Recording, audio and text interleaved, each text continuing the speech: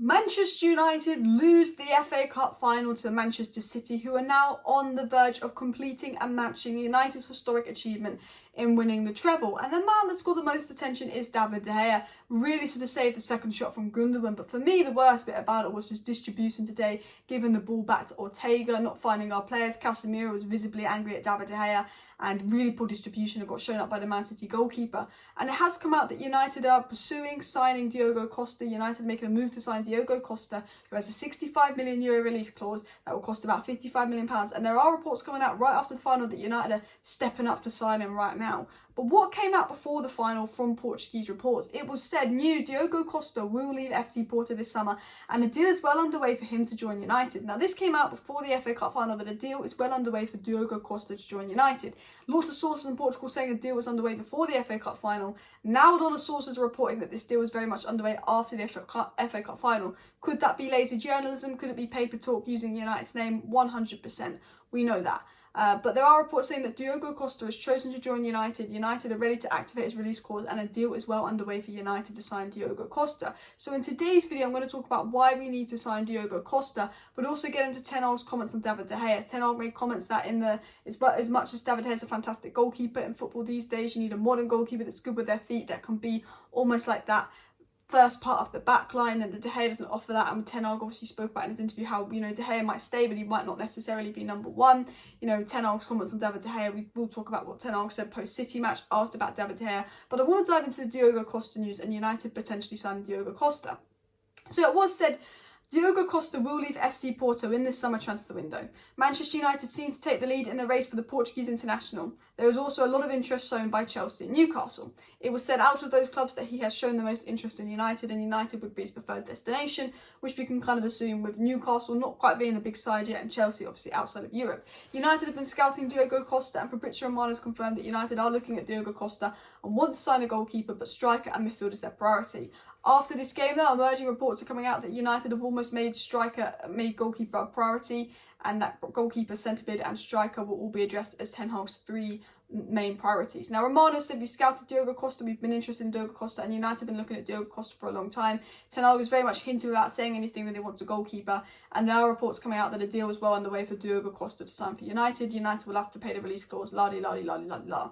Yes, it's United's name. Yes, it's easy to throw United's name in a report and generate clicks. I don't know what's going on with United and Diogo Costa, but I know we're interested in him. I know we're looking at the guy, and I think after De Gea's recent performance, there is some truth in these stories that we're pursuing Diogo Costa. I do think you've got to be careful with these reports coming out from Portugal. It happens a lot where they will use United's names. Agents will use United names to hurry up a better deal for Diogo Costa or move a longer deal. When Enzo Fernandez was about to sign for Chelsea, we kept getting told he's about to join United. Ugarte's apparently about to join United. He's not. The difference is with Diogo Costa is you have people like Romano going, yeah, United are looking at this guy, United want this guy. Like, United are generally considering paying his release clause, and reports coming out today saying, yep, United is set to play Diogo Costa's release clause, he wants United, the move is well underway, etc. I like David De Gea, and I think he's been a great servant to this club, but since about 2017, he's not been it. And he's not, the thing with David De Gea is he's not been our biggest problem. People make out that he's our biggest problem, he's not. But we're at a point now where if we really want to progress under Ten Hag, especially the football he plays, we've got to move on to De Gea. I understand playing De Gea this season, we had bigger issues to solve in the summer, and, we didn't have the budget to sign a goalkeeper, and I 100% understand that. But I think this FA Cup final, these big games, goalkeepers can make a difference, especially when City's second goalkeeper's having a better game. City are doing shots from outside the box because they know De Gea is bad at saving shots from outside the box. They saw De Gea as a weakness today, and that's how they won the game, through Gundogan.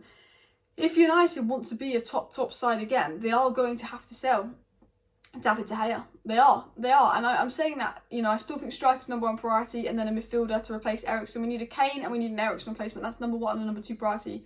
But David De Gea is the third choice priority now, and then it's a centre-back. And Jurriën Timber was at the game. We will talk about Jurriën Timber in tomorrow's video. But if United really want to progress, United want to pursue, and United want to come top team, they've got to change the goalkeeper. We've been able to deal with De Gea the last few seasons because we've had bigger problems, but he's now starting to become a problem. He's starting to really cost us this season. Last season he was one of our best players, and he is a good player, he's a good shot stopper, he's been a great servant to this club. He did get too much stick and criticism last year, but this year he's not been good enough. The Sevilla game was his fault. The Europa League final was his fault. this game, you know, City weren't at their best. The worst part about this isn't City at their best. This wasn't City playing unreal football. This was Gundogan having 2 pot shot lucky volleys outside the box and they both go in, and David De Gea should have saved one of them. You know, yes, some of the players were asleep. This is not completely on De Gea, but as much as I like De Gea, I can't defend him anymore. We need someone like Diogo Costa to take us to that next level. And you're saying, oh, Alice, you'll be jumping on a bandwagon. No, Alisson took Liverpool to a complete new level. Alisson did. Ederson took Man City to a complete new level. Ramsdale's transformed Arsenal. De Gea is holding us back. Because, you know, the way that Ten Hag wants to play modern football, he needs that goalkeeper to almost be the first man in his back line. When you're playing a big side like City, where you're going to be giving the ball away a lot and you're not going to have much of the ball, you can't have your goalkeeper giving the ball away 60% of his free kicks. You know, Casemiro is getting angry at De Gea for a reason. He gives the ball away too much. And it's at the point where I'm saying United have to sign Diogo Costa. This video is going to be called United Sign Diogo Costa, because my message to United is you have to sign Diogo Costa. It's what they've got to do.